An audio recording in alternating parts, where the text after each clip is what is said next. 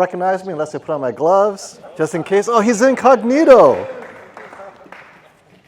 So stop the FOMO. A lot of you ask, where did that come from? Stop. What is FOMO? Fear of missing out. And why should I stop it? So the story is, when I started my journey, like many of you, I was looking for a TV. Started off with a budget of $1,000, and then next thing I know, wait, for an extra few hundred, it gets brighter. So I'm at $1,500. Wait, an extra $500, I get perfect black, so I'm at $2,000. And then it kept on going. Next thing I know, I'm at $3,000.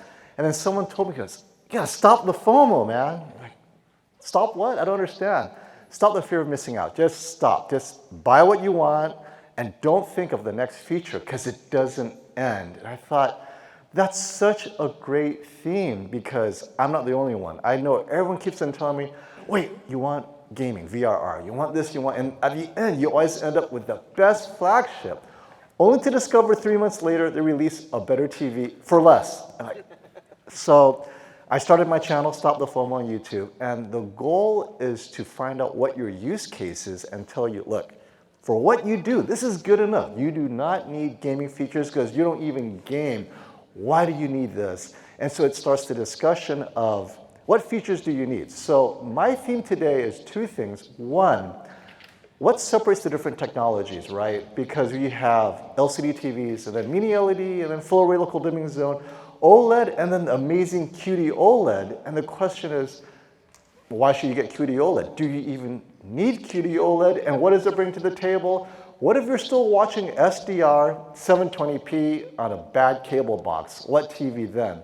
So I want to give you guys context, the various technologies available today, and tomorrow, if you're saving up and you're buying a TV next year, the year after, what's coming in the horizon? I know you guys are all projector people, so who knows when the last time you saw a TV was? So we'll do a little foundation of what's out there right now, which is, today, if you went to a Best Buy or ordered from Amazon, you could buy either an LCD TV or a self-emissive OLED or QD-OLED. And generally, the difference is LCD TVs are a bit older, and OLED is the newer technology, is self-emissive. And the biggest difference is because they're self-emissive, each pixel could turn off, and you have perfect black in that pixel. It's off, right? Whereas the LCD is constantly on at some point. It can get black, and it's really good today. Even with full array local dimming zones, Mini-LED, it can get almost black. So we're almost there, but there's always that little blooming. And that's the big difference is LCD TVs, even the best QN900B, the best Samsung, you're gonna have a touch of blooming in some scenes, whereas in OLED, never a problem. But the question is, do you care? Do you need it? For example, I tell people all the time, I'm in a bright kitchen, I want an OLED. I'm like, but do you know why you're getting OLED? Yeah, here it has perfect blacks. Well, if you're in a bright kitchen, even LCD TVs, dark gray is gonna look black. They all look black. You won't even notice your perfect blacks. So maybe in your case, you could save a little money, get a little bit larger and brighter, and still have the same black experience, but now it's brighter and it has anti-glare.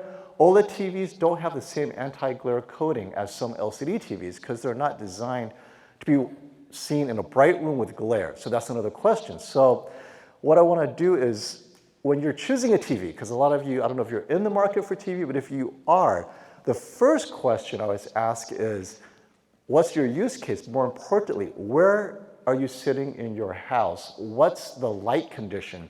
That really determines the kind of TV technology more than anything else, because they're all 4K, so resolution is the same. And mostly they're all the same size. They go from small 50, 55 inch all the way up to 83 inches for OLEDs now, so the size isn't an issue. And at the end of the year, they're gonna release a 97-inch OLED. So for those of you who want $25,000, $27,000 TV, the LG G2 97 inch is releasing in Q4. And that's almost projector size, and it's perfect blacks and so forth. But the question then is, well, there are 100-inch TVs that are $15,000, $12,000. I could save a lot of money. What about that TV? So we'll go to your light condition. How does that affect the TV choices you make? And it starts with the anti-glare coating. For me, the biggest factor in choosing a TV is getting one that doesn't have what I call distraction. elements of distraction, right? So you have things that add to the visual, like HDR, a little bit brighter, and things that take away.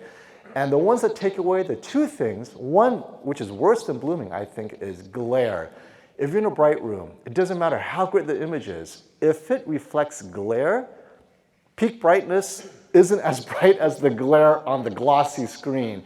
So that ends fighting with whatever peak brightness you have, because if you're watching in a bright room where you have floor to ceiling windows all around you, the glare fights with the TV's own image, and that becomes a bigger distraction than anything else the TV has to offer. So in that case, I would say, okay, the best anti-glare coating right now are flagship TVs from Sony and Samsung. They have this anti-glare. It's a slight rainbow. It's a little distracting, but not as bad as the actual glare. So what it does is when the light hits it, it diffuses the light across the screen. So now there's a little rainbow, but it's not bright. So if you have it next to a TV with glare, I do this on my videos all the time, where you see the various anti-glare technologies, and you could choose, because some people are annoyed by the rainbow. So it's not perfect, but it does minimize that glare a lot. So then I'd say, okay, well then now you're in the flagship TVs, right? The top of the line Samsung, this year the QN90B, 95B, or the Sony X95K and above, but not their OLEDs. They have this amazing anti-glare because it was expected that you buy this TV to put it in a bright room. But if you're in a dark room, so now you have a TV with this anti-glare that you may not need, and you're paying a little bit more for that. So that's one, is what's the condition of your room? If you have perfect light control, then we could talk about OLED, because the specialty of OLED is the non-blooming, perfect blacks, but now you have to turn down your lights so you could appreciate the blacks. And since I'm talking to projector people, it's all about the black levels, right? In a dark room, OLED can get that perfect black, but then you have the other issue of near black shadow detail. Is it crushing? Is it not? And now there's no perfect TV, because LCD TVs more often than not has more shadow detail sometimes. This year they've improved it a lot. And so it's this constant search for that one scene, which goes to another issue I have, is these measurements, which confuses consumers so much. So I'm bouncing around, I apologize, because it's like one thing triggers another. When you're reading TV reviews, you hear a lot about these specs, peak specular highlights, 1200 nits, 1400 nits. But what they don't tell you is that is in a special pattern that you will never see. When you take real content onto 3 TVs that might have different peak specular highlights, if your source's peak is 800 nits, all 3 TV will look identical, because they're all capable of 800 nits, but one might go up to 2000 nits, 1500, 1200 nits. But if they're all capable of 800 nits, literally, it's the same image. So then if I told you that most sources are under 1000 nits, HDR peak specular highlights, you'd be like, well, what's the point of getting a 2000 nit TV? And this is exactly, there is none. But if you're watching sports, you're in a bright room, you put it in standard mode, vivid mode, that's when it comes in, right? So you're in this bright kitchen or bar, you want a TV, you put it in standard mode or vivid mode. Now you take full advantage of the 2000 nits going across the room. But that's when you get the 2000 nits and you put it to use. But if you're watching your favorite movie, you're never gonna hit 2000 nits. Yes, Mad Max, Aquaman, maybe a couple of movies, Dawn of Justice, Batman versus Superman, but literally a handful of movies will hit that in specific scenes where you have a very bright APL, right? Average picture levels, like really bright, and then you have even brighter specular highlight. Maybe a handful of TVs could handle that.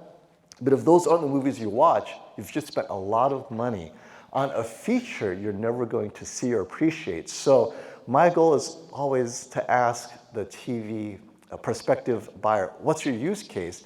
And the minute I hear controlled lighting, we talk about OLEDs right away, because now OLEDs are affordable. The flagship OLED today, it performs the same as last year's OLED and even the year before. So that gets us to what I want to talk about, which is how far have we come and what kind of improvements do we expect from TVs? As far as OLED is concerned, if you've never owned an OLED, getting last year's OLED is more than good enough to give you 99% of the experience of OLED. So I never tell people who are new, virgin OLED owners, to ever get the latest OLED because you don't know what to look for. You don't know, oh, this is so improved here. Well, how would you know? You never had an OLED. So get last year's OLED, save a whole lot of money, and you get all the experience of OLED, which is infinite contrast. So I know projector people are constantly searching for the extra 1,000 contrast ratio. Well, with OLED, it's infinite. And so you can only appreciate in a dark room. I keep on telling people this. Infinite contrast looks three-dimensional in a dark room. It's very immersive, but unless you're in a dark room, an LCD TV is so good now, it almost looks the same. So I did a recent comparison where I was comparing my QD-OLED S95B with the G2 and the latest QN90B and Sony X95K. In a bright room, more often than not, indistinguishable. You could not distinguish which is which. They're all that good, similarly priced, but then when you put it in a use case, oh, you're in a bright room, suddenly the brighter TV stands out. I'm in a completely dark room, suddenly the OLEDs, QD OLED and the G2 kind of comes out. And so always ask yourself, what is your use case before you jump into the technology? And so lastly, what's happening in the world of OLED? Why is QD OLED so exciting? Because I know a lot of you, if you go on my channel or any channel that reviews TVs, you're gonna hear the best TV ever is QD OLED. So I wanted to temper that expectation. It is the best ever if you're looking for two things, which is perfect skin tones against a calibrated image to the perfect D65, plus you have this image where you have this saturated red that it pops, right? And so it's very content specific. When I have my S95B, which is a QD OLED from Samsung, against my G2, in almost all content that I'm not specifically looking for something, they look identical. Now I know what content to put in there to separate it, but if I took one TV out, you'd love the TV that's there, regardless. And so it's always about the head-to-head, but if you don't have that second head, it's so good it doesn't matter. So I always go with, do you like Roku, Google TV, WebOS, Tizen? That ends up being more important than the actual technology you use. Or are you a gamer? So that's the last one, right?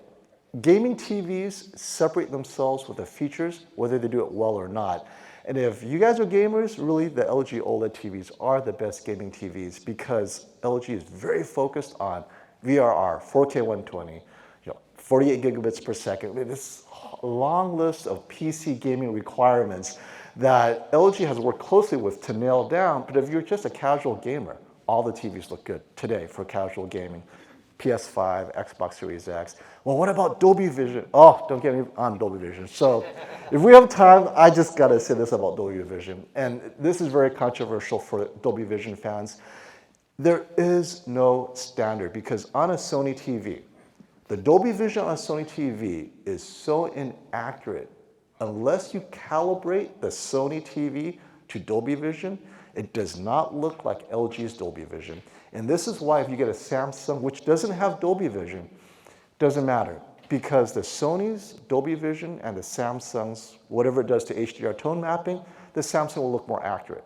And even Sony owners prefer to put their TVs on HDR10 because the Dolby Vision is completely off. They're not gonna spend money to calibrate it just to get Dolby Vision right. And calibrators don't know to do that unless you tell them. And they're like, oh wow, this is terrible, right?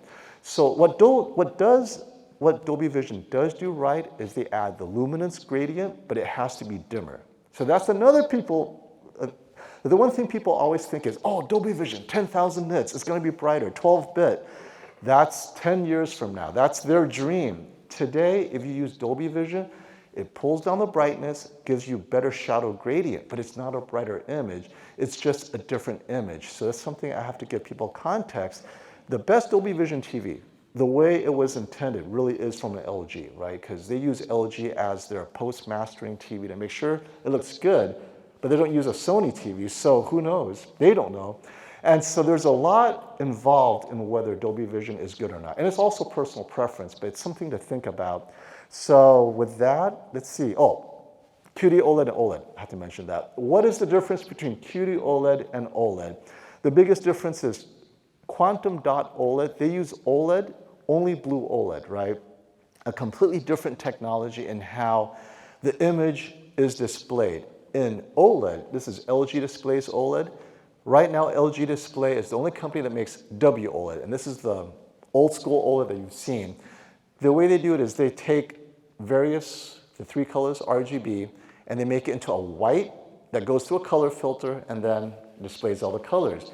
QD-OLED only uses blue OLED, takes the blue, sends it to a quantum dot color converting layer, which is not a color filter, and these quantum dots convert the color. This gives a better spectral distribution curve, so your colors are even, and this is why it's important. In WOLED, when it goes to a color filter, if you calibrate it to D65, which everyone does, the red is down a little bit. And so you have to go back in, perceptually bring the red up, which throws off the white, and suddenly you have eggshell walls or vanilla walls when it shouldn't be, but your faces are perfect, so you have to make a choice. Whereas with QD-OLED, when you do D65 calibration, the reds are still there, and that's it. That really is, to me, the most important difference. So when you calibrate a QD-OLED, the faces, the skin tones are rich, it's accurate. You don't have to go back and change it a little bit. You don't have to tweak it. And so it's accurate across more images that are important to you than WOLED. And that's the complaint about WOLED. This is why many colorists don't use OLED. They need perfect skin tones because that's what they're focused on as well.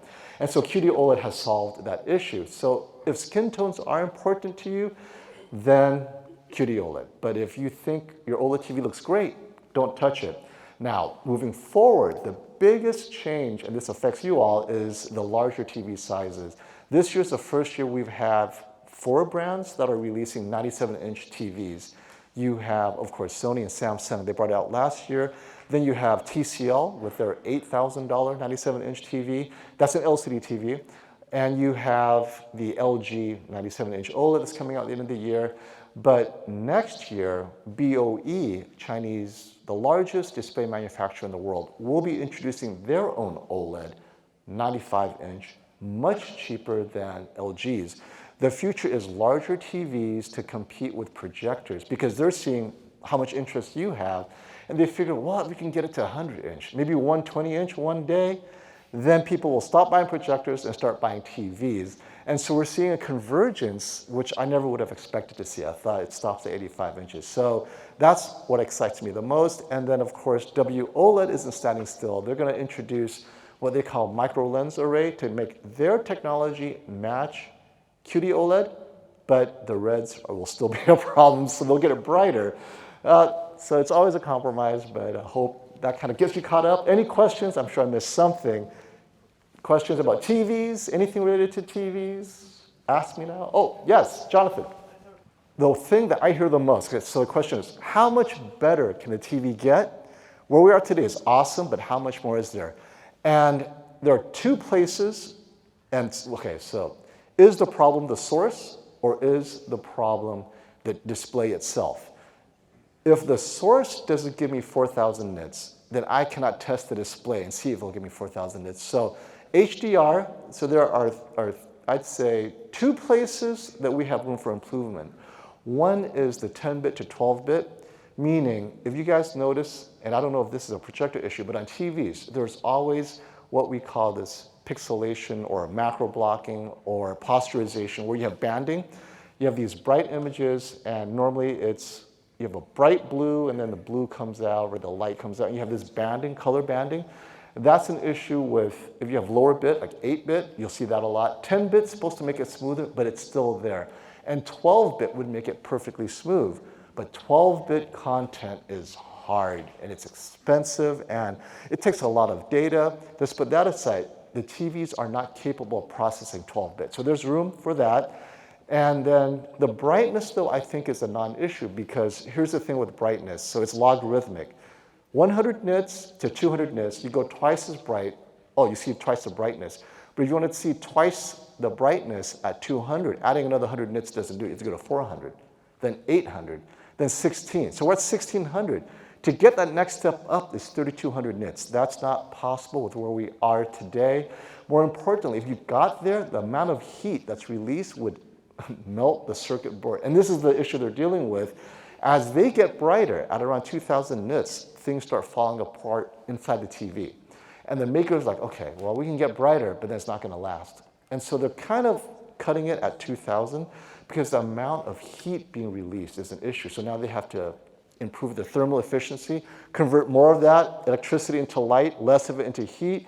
OLED will do that, self-emissive will do that. Micro LEDs are getting really hot right now. So if you've ever been to a wall display from Samsung, you get close to it, it's really warm. It's only 1600 nits. Imagine if they made that 3000 nits, it would not last. And so where we are today is we have to improve thermal efficiency to get to 30, I'd say, we're at 1300 nits to get to 2600 nits, which is twice that brightness. Oh, and this is why, by the way, content creators do not exceed 1000 nits. They know your TV can't handle it, so what's the point? Why waste their time to work on this when none of the TVs could do it justice? So they stay at under 1000 nits. But it's in a container that shows 2000 nits. So if you ever see on a disk and it says, oh, look, my disk says maximum, blah, blah, blah, that's the container it's in. It doesn't mean that it ever hits that in the entire movie. Maybe one point in one part of the movie, and it's the credits. That's 2000 nits. The credits 2000 nits. Did you enjoy that? And that's it. That was their 2000 nits. So yes, I think those are the two parts. Is brighter, but you need source to get the brightness, and more bit, 12-bit, which is going to be a few years. Anybody else? Questions? Oh, that's a great question. So the more important question is, will there be an equivalent technology that's cheaper than micro LED, right? So right now, if you guys don't know, micro LED is you have individual LEDs that are super small. We're talking like 10 microns, 15 microns, and they create the emission, and it's super bright, and because they're not organic, they last longer. The biggest drawback of OLED, so organic LEDs, is its lifetime. Organic material is not stable. It cannot touch oxygen, and heat destabilizes it. So it's important that you pull heat away. This is the number one reason why OLEDs cannot get too bright. Above a certain nit level, it's just too hot. You have to have heat sinks. So that's another big development recently is OLED TVs with heat sinks. So micro LED doesn't have that issue. It's not organic. It can get super bright, which means it gets super hot, but it's very expensive. And the reason why it's expensive is twofold. First, making it that small, it's expensive, but more importantly, placing, imagine 8K little LEDs along an array that's 65 inches, 55, 85, 88. The yield on those is so low. So they have to throw away so many bad panels. You're paying for all the discarded low yield. And so the focus is on developing a tooling system that places it. That's why it's so expensive. In volume, it's really difficult to create a yield above 85%. So unless a yield is above 85%, it's going to be very expensive. Right now, it's like 15%. So you're paying for the 85% discarded materials that they cannot hold on to. And the smaller the TV gets, the more expensive it is, because on a large TV, your pixels can be a little bit bigger and still get 4K. This is why they're selling like 120-inch, 110-inch, 110-inch the wall. But a 65-inch micro LED, it's just way too, the pixel pitch is just way too small to get it down there. Then where we are now is a 4K, 88-inch TV, I think Samsung has around $80,000 right now. So $80,000 for that size, for it to go down to where we could reasonably say it's affordable, be about 10 grand. They're saying, let's see, 9 years from now. So last time I interviewed the consultants, that was last year, they said 10 years, to be 9 years to get it under 10,000. Under 5,000, who knows? So, but there are competing technologies that could get there first. So one of them is QLED, not the one from LG. It's QLED, meaning nanorods, so quantum dots with nanorods. So the nanorod, they replace the blue OLEDs with nanorod LEDs that are placed in a certain alignment where they're like rods.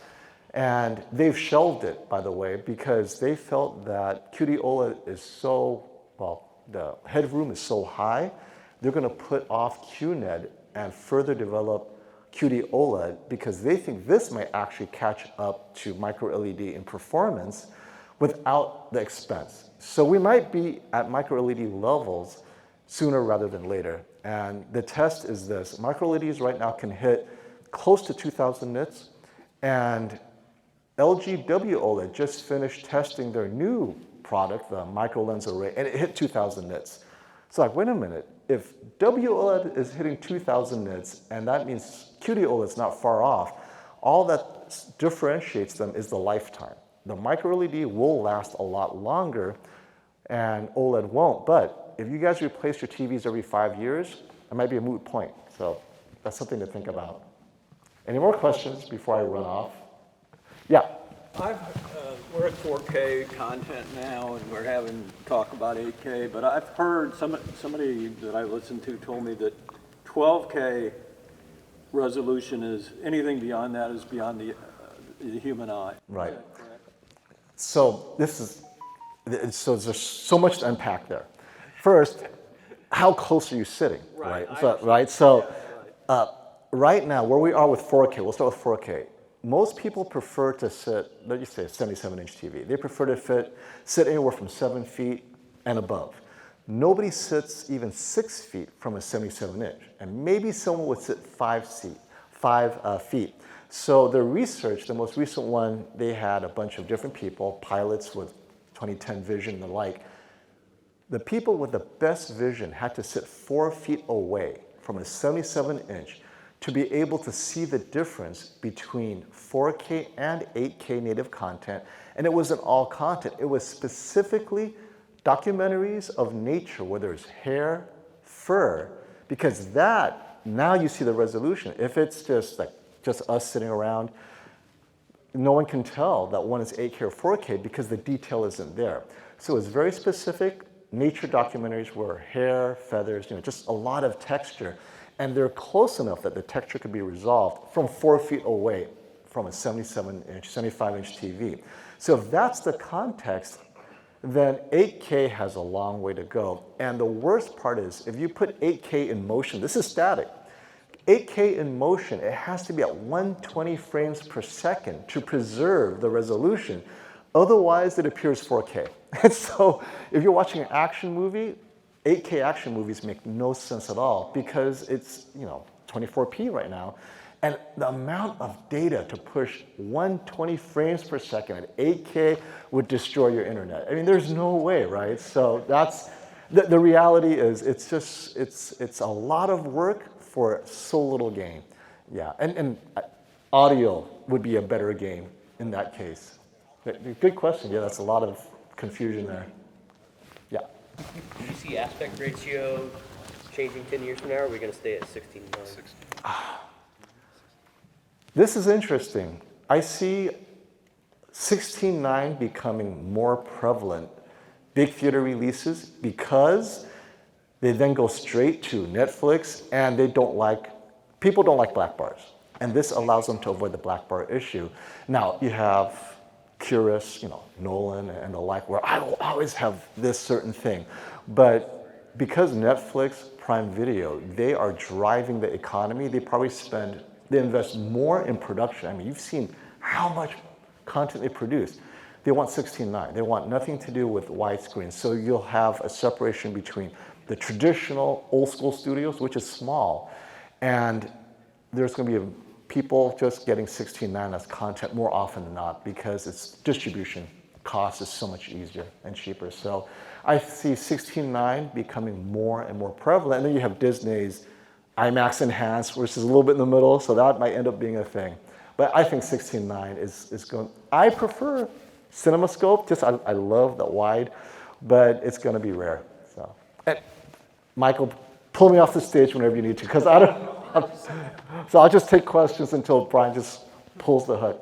Unless you guys are done with questions. Any more questions? TV content? All right.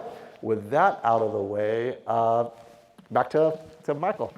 Very cool, guys. Give it up for FOMO. All right, so we're going to break out and do our comparisons up here with speakers. So if you are in the group here, you're going to head backstage down the hallway to the room correction comparisons.